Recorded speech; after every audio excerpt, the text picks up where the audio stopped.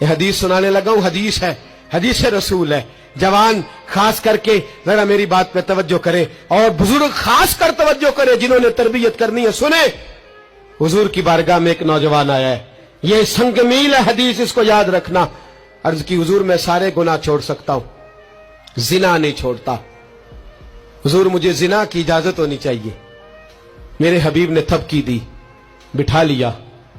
میں کہتا ہوں حضور نے گناہگاروں کو معاشرے سے کاٹا نہیں، ان کی تربیت فرمائی ہے، ان کی تربیت فرمائی ہے، ان کو قریب فرمایا. میرے حبیب کریم صلی اللہ علیہ وسلم نے فرمایا ادھر آ بیٹھ جا. بیٹھ گئے. حضور نے فرمایا تو پسند کرتا ہے تیری ماں کے ساتھ کوئی بدکاری کرے؟ حضور نہیں.